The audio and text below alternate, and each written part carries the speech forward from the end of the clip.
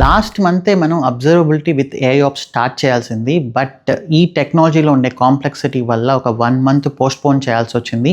ఇక పోస్ట్‌పోన్ చేయడం లేదు. సాటర్డే ఇండిపెండెన్స్ డే రోజు మార్నింగ్ 10:30 AM డెమో ఉంటుంది. సెషన్స్ కూడా మండే నుంచి స్టార్ట్ అయిపోతాయి. 7:30 to 9 Monday to Thursday, Friday, Saturday evening practice చేసుకోవచ్చు. ఒక 1 మంత్ టు 1.5 మంత్ వరకు ఈ కోర్స్ అనేది కంటిన్యూ అవ్వచ్చు. రిజిస్ట్రేషన్ లింక్ డిస్క్రిప్షన్‌లో అండ్ కామెంట్ సెక్షన్‌లో ఉంది. ఒకసారి రిజిస్టర్ అవ్వండి. ఇక ఐటీ ఇండస్ట్రీలో one of the top technology, highest paying and more opportunities ఉండే టెక్నాలజీ అబ్జర్వబిలిటీ విత్ ఏఐఆప్స్.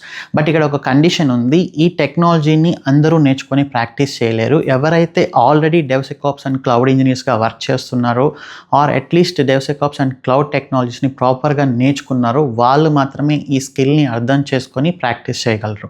మనం లాస్ట్ 10 ఇయర్స్ నుంచి డెవ్సెకాప్స్, క్లౌడ్ అండ్ మానిటరింగ్ టెక్నాలజీస్ని చాలా డీప్గా టీచ్ చేస్తూ వస్తున్నాము. మన స్టూడెంట్స్ ఎప్పుడు కూడా కోర్స్ నేర్చుకున్న ఫీల్ కాదు వాళ్ళు ఒక ప్రాజెక్ట్లో ఆల్రెడీ వర్క్ చేస్తున్న ఫీల్ ఉంటుంది. ఇప్పుడు మన స్టాక్లోకి అబ్జర్వబిలిటీ అండ్ ఏఐఆప్స్ని కూడా యాడ్ చేయబోతున్నాము. దీనికోసం సపరేట్గా 75 to 80 మైక్రో సర్వీసెస్ ఉండే బ్యాంకింగ్ ప్రాజెక్ట్ని డెవలప్ చేసాం. మన ఎంటైర్ ట్రైనింగ్ దీనిపైనే ఉండబోతుంది. దీనిపైనే మనం అబ్జర్వబిలిటీని పర్ఫెక్ట్గా నేర్చుకోగలుగుతున్నాం. సో ఇక చాలామందికి డౌట్ వస్తుంది, మానిటరింగ్కి అబ్జర్వబిలిటీకి డిఫరెన్స్ ఏంటి అని. మానిటరింగ్ అంటే ఏంటంటే నోన్ ఇష్యూస్ని మనం మానిటర్ చేయడం. అంటే like CPU, memory, networking, disk ఇలాంటి వాటిలో ఏదైనా ప్రాబ్లం వచ్చినప్పుడు మనం చెక్ చేసి వెంటనే అలర్ట్ రైజ్ చేయడం అనమాట. ఇవన్నీ జనరల్గా ఉండే నోన్ ఇష్యూస్.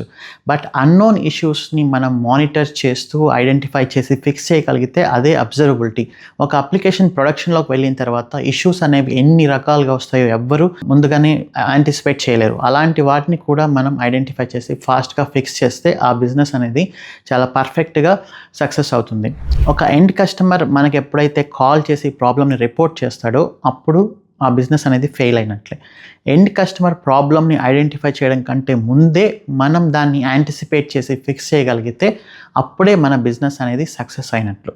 ఇది సింపుల్గా చెప్పాలంటే ఇదే ఒక కార్ని డ్రైవ్ చేసే డ్రైవర్కి, ఒక కార్ని ఫిక్స్ చేసే సర్వీస్కి, ఇంజనీర్కి ఉన్నంత డిఫరెన్స్ అనమాట.